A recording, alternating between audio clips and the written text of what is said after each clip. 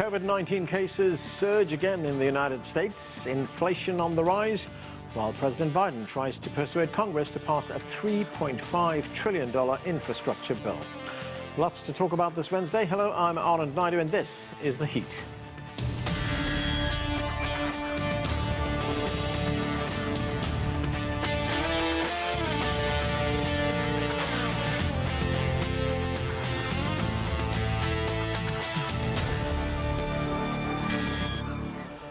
Prices are going up in the United States. The country is dealing with inflation that could derail the economic recovery from the COVID-19 pandemic, which, by the way, is not totally under control. The rate of infections is rising in many states as vaccination rates are going down. But the biggest news today is President Joe Biden's visit to Capitol Hill. He met with politicians from the Democratic Party and pushed his plans to invest trillions of dollars in infrastructure. With a slim majority in Congress, Biden cannot afford to lose votes. I have no comments, just saying it was great to be home, great to be back with all my colleagues, and I think we're going to get a lot done. As I said, there's a lot to discuss. Let's bring in our experts, all here in Washington, D.C. Chris Prudhome is a Republican strategist and president of Sun Vision Strategies. Douglas Sloan is the principal at National Capital Strategy Group. William Lee is the chief economist at the Milken Institute, and Joseph Williams is senior editor at U.S. News and World Report. Thanks to all of you for being with us. Douglas Sloan, let me start with you. President Biden went to United States Congress on Wednesday to rally support among Democrats for his two spending bills totaling $4 trillion. If we look at these spending bills, they represent his economic agenda, really. They would pay for critical infrastructure, as well as improvements in healthcare, as well as help for families. What are the chances of these two bills passing, given that the president actually had to go to Capitol Hill to rally support among his own supporters? Well, I feel that these bills are going to pass. No one in Congress loves anything more than a good old-fashioned infrastructure bill that they can go back to their districts and tout that they're helping the economy, the local economies, and helping their constituents by repairing the roads and the bridges and the infrastructure in their own districts. So given that we're looking at crumbling national infrastructure and we're still reeling from this health pandemic, I'm confident that Biden will be able to get these bills through regardless of the price tag, because they are really needed in this country and for our economy. Right, that's the practical side of it, which makes complete sense, Douglas. But what about the political side of it? We know that the Republicans don't want this president to have any kind of big victory, especially with the midterms coming up next year. Yeah, I agree. But the bottom line is Republicans also have to show that they're not just against everything, but actually trying to help their constituents and in favor of something. The Republicans are suffering from this no pushback narrative that is forming, that they're actually not trying to do anything to help anybody. And Americans coming out of this pandemic that are still reeling economically from COVID need the politicians in Washington to work together to move forward to get some results. So I'm confident, again, that Biden will be able to get this through because of the general overall issues that we're dealing with coming through this pandemic. Chris Prudhome, do you see any Republican support for these bills? I mean, it's going to be hard to oppose for the very reasons that Douglas Sloan told us a moment ago. Look, so ironically, I actually agree with Douglas in one aspect, because the reality is this. We have the same thing, obviously, when Trump was in office, right? Yeah, Democrats was no, and that was a big issue. So, look, I think the American people are tired of politicians. It doesn't matter what side of the aisle you're on. They're tired of political nonsense. American people don't care about that. They care about getting things done, like Douglas said, about results and getting things done. And that's what we have to get back to. I'm always an advocate, that you guys know, of being fair and being in the middle. At the same time, we have to be cognizant of this immense spending bill. This is absolutely it's a large amount of money. And look, there's a lot of things going on. There's a lot of people who are still suffering with the effects of the pandemic from a financial standpoint. Even folks who are going back to work. When you look at this time last year, we're still 7.7 million, jobs short. But the reality is that even folks that are going back to work now, they're not going back full time. These folks are going back part time, and the hours are just not there like they were there before.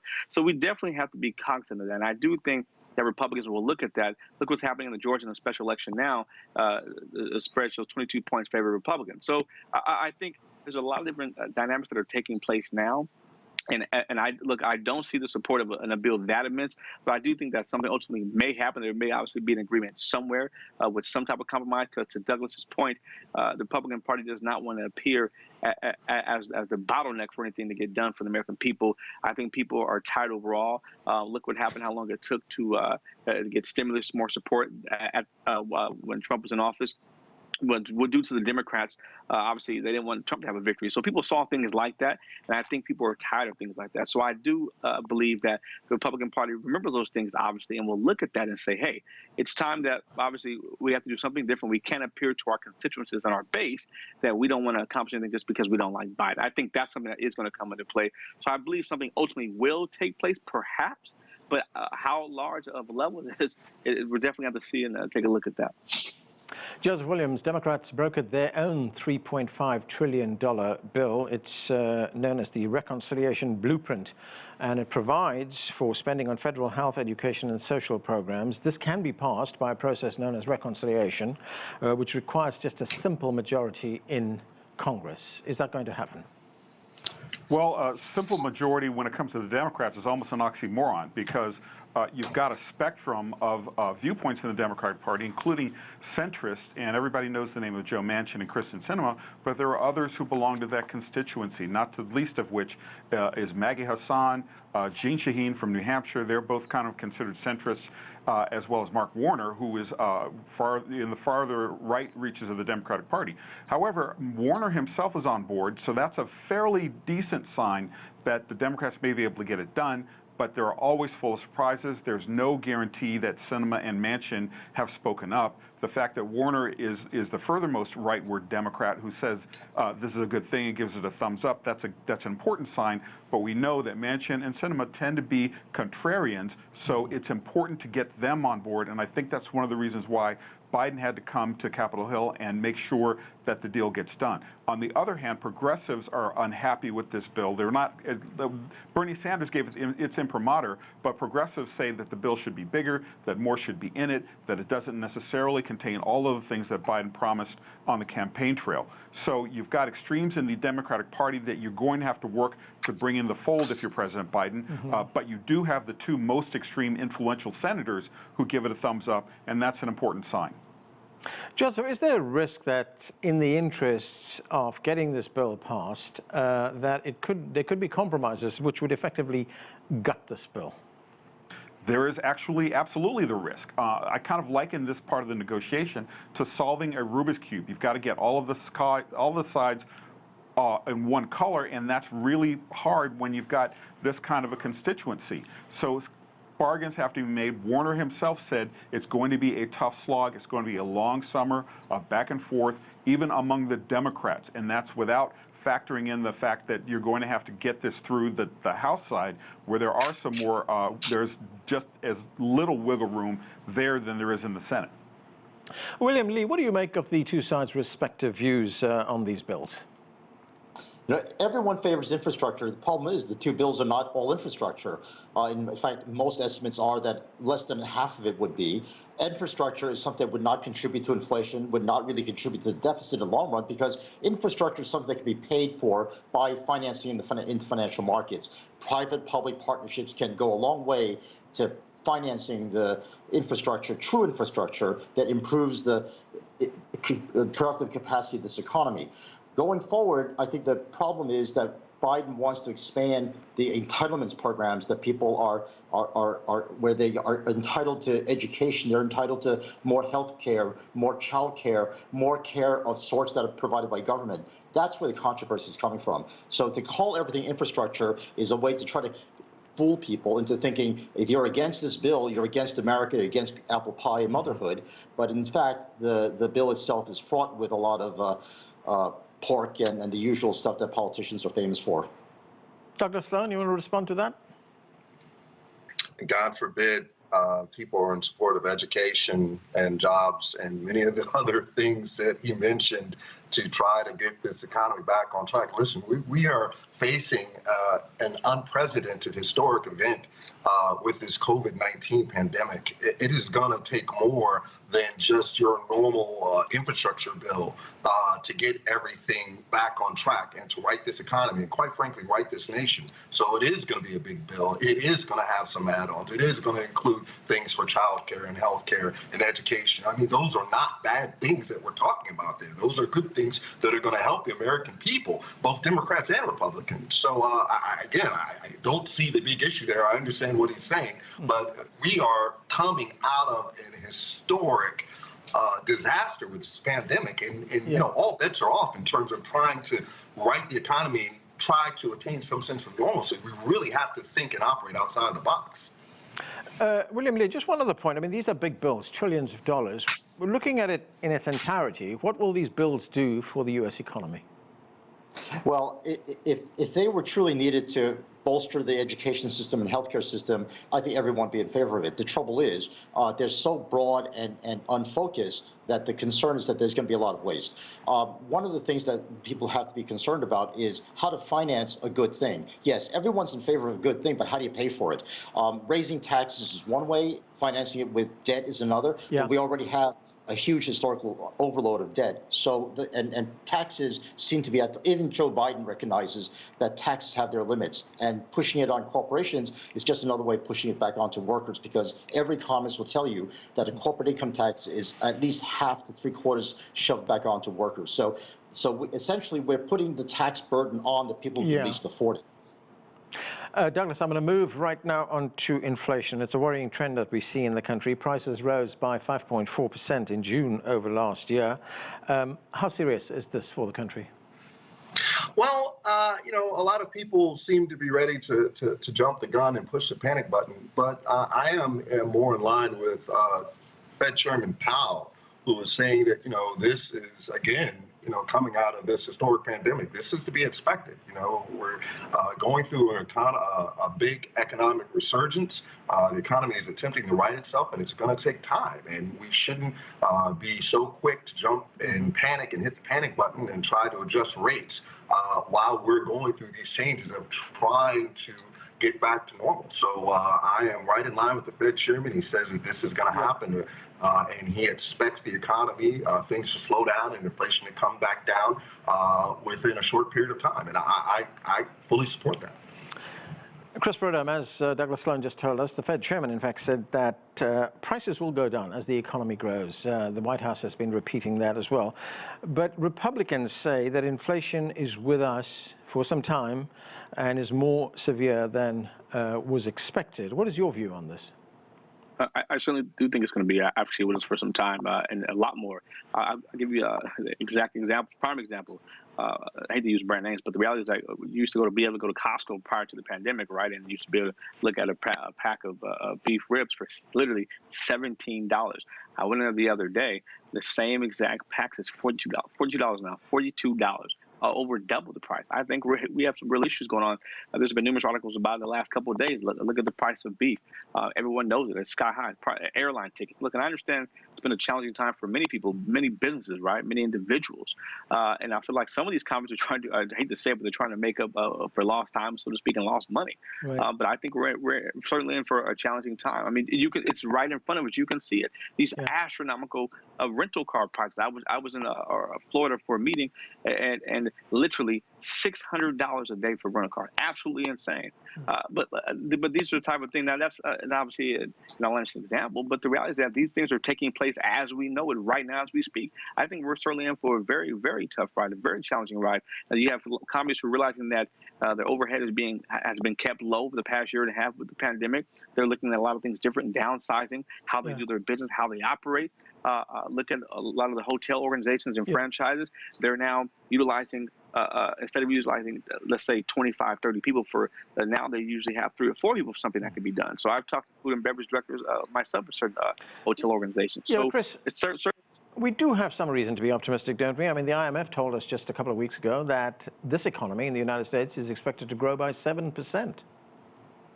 Yeah, well, I mean, look, perhaps so, but the reality is that, so I look at that from a factual standpoint. I think we all do from a business perspective, right? When it comes down to look at the American people, yes, it's summertime. People are spending money, et cetera. People are on vacation. They're enthusiastic. But overall, that's not the case. That simply is not the case overall. People are obviously having immense financial challenges. Let's not forget about the enhanced child tax credit that goes into effect July 15th. Actually, I believe tomorrow, July 15th, where payments start going out to I think 88% of Americans, children, based families will start receiving those payments. And we're certainly in for a tough ride. So people are not necessarily making money on their own. Yes, some are, but there's a lot of folks who are still getting support from many government aspects. Again, the enhanced child tax credit is a prime example. That's keeping people up at $3,600 a month. These are monthly payments that are going to be taking place. Monthly payments. William Lee, what, in your view, are the main factors driving prices up right now?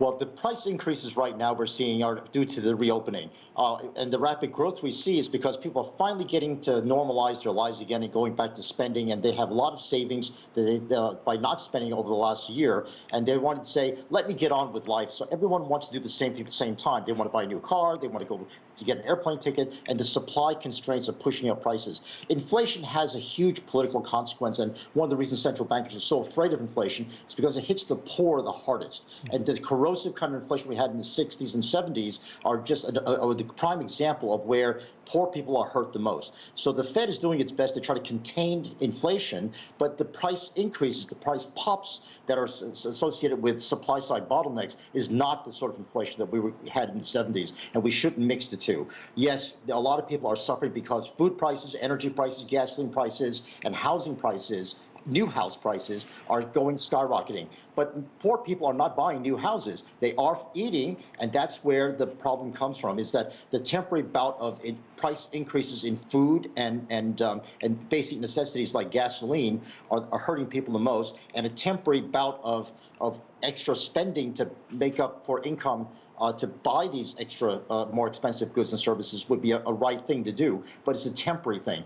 Once the supply conditions come back online again, once the farmers get back into work, once the supply from lumber from Canada starts to come back again, we'll see prices normalize, and the rate of inflation will actually come back to 2%. In fact, the Fed had a problem of keeping inflation up above 2% because productivity and the quality, high quality of new goods and services being produced kept prices going up, and in fact had some disinflationary factors pushing prices down. So I think one of the things that we're going to have to deal with going forward is how to deal with productivity enhancing kind of price changes that also shift job demands so that people have to be more skilled, and low wage workers are not going to be able to find jobs because they don't have the skills needed in the new economy.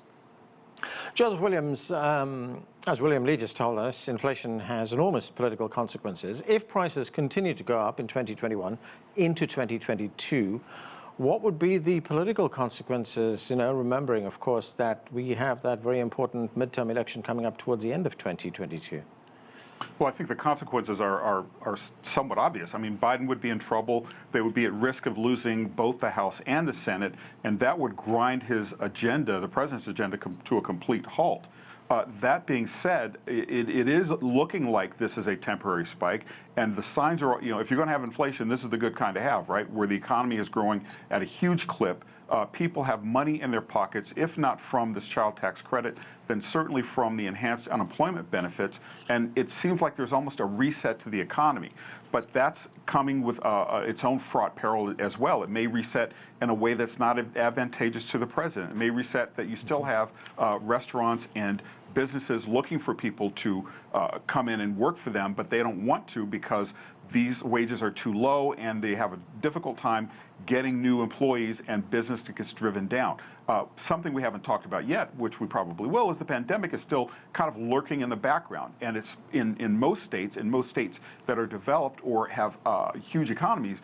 the pandemic is almost over, but we still have a tier of southern states. We have a tier of mostly rural, kind of agrarian states that are resisting the vaccine. I'm talking about Missouri, Arkansas, Louisiana to a degree, Alabama. Those are all states that are very much pro-Republican, and they have not embraced the vaccine, and they have not been able to get their economy started as a result, and that can blow back on President Biden in a way that could harm him, could harm his party in the midterms. Joseph, you've given me a great segue into COVID. I want to go to Douglas Sloan for this. Douglas, if we look at the battle against COVID, President Biden has missed his target to have at least 70% of the adult population vaccinated with at least one dose by July 4th, which was Independence Day. He didn't miss it by much. It was in the upper 60s. But numbers are starting to go up again. And we see that. If you look, I looked at the New York Times today, and it said that the numbers have gone up by 109% over the last 14 days. And if we look at it, most of it's attributed to the Delta variant of the virus. How big a setback is this? Well, it's a setback that, by and large, is unforeseen. Like the last gentleman that was speaking pointed out, it's largely among red states that we're seeing this vaccine hesitancy and this rejection of science, where you have largely white Republicans that are refusing to get the vaccine. Now, of course, you still have some vaccine hesitancy within communities of color, of course, with Hispanic and Black communities that, quite frankly, just need to be more educated about the vaccine. And studies are showing that once we're getting out and reaching out into those communities and we are educating people about the vaccine and about the dangers of COVID, that those vaccine rates, that the people are coming along and people are going out to get the vaccine. But in these red states, like you mentioned, Texas, Oklahoma, Missouri, Alabama, Kentucky, Tennessee, this is unheard of. It's incredible that we're seeing this wholesale rejection of science. Even in Tennessee, I just read an article, I'll pull it up so I can remember, they completely abandoned vaccine outreach to minors, not for just COVID vaccine, but for all vaccines. This is ridiculous. I'm at a loss. I struggle to make sense of it, but this is what we're faced with. And of course, you're going to blame Biden for it, but a lot of this is happening in red states. They're rejecting the science, and it makes absolutely no sense whatsoever. Chris Prudhome, almost all the new infections that we are seeing right now is because of the Delta variant, and also it's taken place almost exclusively among people who have not been vaccinated. Now, we have seen a big push by the White House to get young people vaccinated, but as we've heard from two of our previous guests, the big problem is among people in the South, mainly people who are Republican. How does one change it? What do you make of this current situation?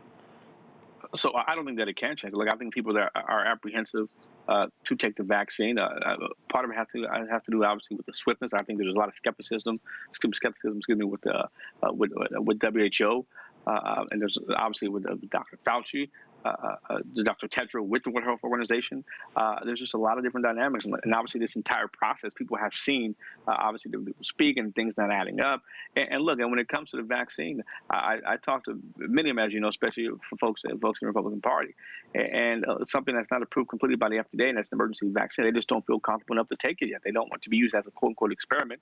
They like to take their chances and say, hey, they haven't been sick thus far. They take their vitamins, they do other things, and they figure that they will take their chances as opposed to having something injected in them that they're not 100% certain about. And that's just simply it. And I think people look at I think people look at the scale of the amount of infections versus the amount the population in America here, especially here in America, and they look at it and say, hey, look, at the end of the day, look, and yes, it is sad that many people have died from it, yes, and have gotten sick and have some really with effects right now, but other folks are just saying the percentage is not that high, and they're willing to take their chances on it. But isn't what we're seeing right now, Chris, the fact that this pandemic was politicized so early? Absolutely. When you look at absolutely, it's a great question. When you look at Dr. Tedros, right, with the World Health Organization, I mean, everything we obviously knew about it, and the lies that the misinformation from the World Health Organization initially, right, everything obviously from human transmission. That was a major issue back in January at the time when Trump was in office. These are the type of things that are making a lot of people apprehensive, because there's a lot of skepticism as to what actually occurred, how quickly it occurred, where did it originate from. These are all things that obviously delayed the process and caused a lot of political skepticism. And as it is right now, I think if people were transparent on both ends, it would be a different dynamic right now. But because there was not a lot of transparency, there were a lot of secrets, especially from the World Health Organization, as opposed to what actually happened, how this virus originated. That's a lot of apprehension as it is. Yeah, there are those who will say that it was President Trump that politicized this, but that's a completely different subject for another day. I want to go to William Lee. William Lee, the country is making an economic recovery from the pandemic. It's happening right now. At least employment levels are going up, and we know, as I said earlier on, that predicted growth is pretty high. But could all this be undermined by this variant in the months ahead? Oh, absolutely. And let's not forget the source of the recession itself was because of the administrative shutdown in order to contain the virus. Our discussion so far is really focused on U.S. and the vaccination rates in the U.S., but let's not forget the rest of the world is nowhere near U.S. levels of vaccination, and the source of a lot of the variants have come from the countries where India and South Africa and places where there's hardly 1 or 2% of the population that's been vaccinated. So let's not lose perspective that the lack of vaccination is not just the U.S., but mainly in the emerging markets where the vaccine distribution has really lagged behind developed countries. And that's where the effort has got to be to vaccinate more people. Right, as the experts have been telling us, no one is safe until everyone is safe. Joseph Williams, very quickly, I've got a minute left, just one other point. Pfizer announced a booster shot about a week ago, effectively a third shot to safeguard against infections, and something that they say could help significantly against the variant. But the White House said, not so fast. We're not so concerned about this third shot right now. Anthony Fauci also said the same thing. Not necessary. But there's a confusing message here with Pfizer saying you need this shot, the politicians saying not so fast. Is it a question of money? Is that the reason the White House is pushing back? Well, I think it's also a question of the fact that they want to get everybody on the same page, and that putting out a booster is almost like putting the cart before the horse, especially when you have vast regions that are skeptical of the vaccine from the jump. So in order to get them on board, if you put a third vaccine, you're going to need a booster shot almost as soon as you get the first one. That even drives up hesitancy even further. And let's not forget that we still have commentators on Fox News saying that the vaccine itself is a plot against the government, of the government to inject you with a tracking device or a microchip. So there are a lot of factors at play here. I think he's trying to keep a consistent message and try not to confuse people before we get the first step accomplished fully. Okay, and that's where we have to leave it. Thanks to all of you for being with us. That is it for this edition of The Heat. But the conversation continues online. Join us on CGTN America's Facebook page to comment on this or any other show, or chat with us on Twitter at CGTN America. I'm Anand Naidu in Washington, D.C. Thanks for watching.